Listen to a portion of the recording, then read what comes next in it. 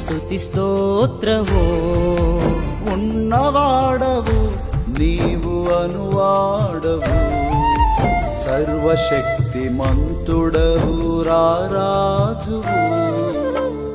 బానిస గృహమగు ఐగుప్తులో నుండి విడిపించి కానాను గృహములో నీ కుమారులుగా చేసితివే.